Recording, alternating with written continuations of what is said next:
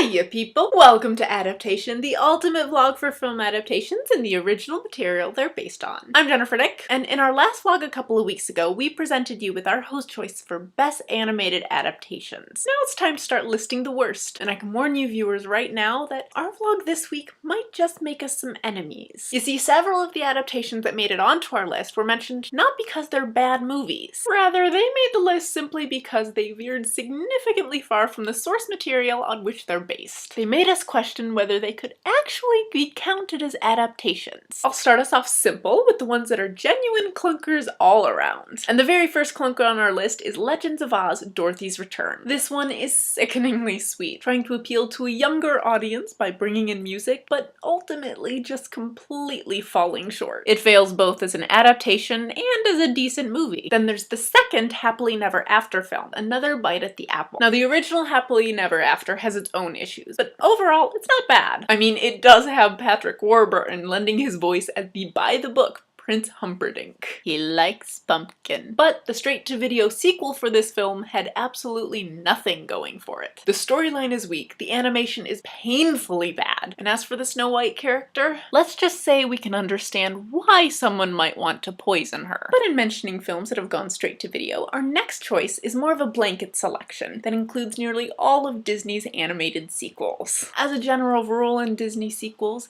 the animation is usually subpar, and the voice actors are consistently changed from the originals. They've yet to try for a Hercules sequel, which is kind of ironic because between you and me, I think sequels are Disney's Achilles heel. And speaking of Disney, another bad animated adaptation is Peter Pan, which Kendall has a personal vendetta against. She can't stand watching this movie in spite of the deep love she has for everything else Peter Pan. And to be honest, there are some serious flaws in this film, namely in the portrayal of the Pickaninny tribe. Racist much? And now we're transferring into the danger zone, people, because not one, but two Disney classic films have also made our list: The Little Mermaid and Pocahontas.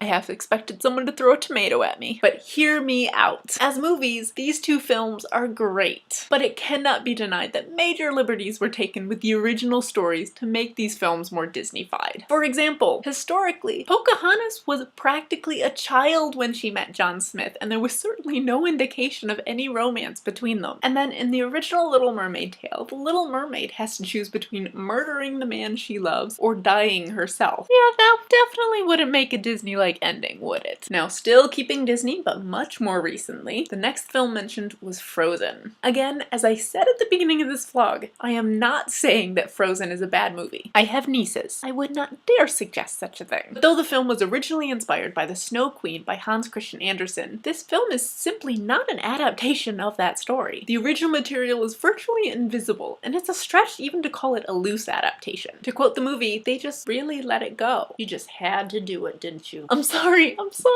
Now the last film on this list kills me a little to add. Howl's Moving Castle by Studio Ghibli. This movie is among my favorite animated movies, and the book by Diana Wynne Jones is absolutely amazing as well. But again, calling this movie an adaptation of the book is playing loose with the meaning of the word. The main antagonists are different between the two mediums, and the plotline is significantly altered as well. Is it a fantastic movie? Undoubtedly. Adaptation? Doubtful. And now that I've gotten you all hot and bothered and ready to kill me, how about you expend some of that anger and let us know what you think about our controversial choices in the comments below. We'd also welcome any shoutouts on our other social media, and we'd love it if you'd give our iTunes podcast a chance as well. I hope I haven't completely turned you away from tuning in for our next vlog in a couple of weeks, and until then, don't get too animated with your anger. Let it go.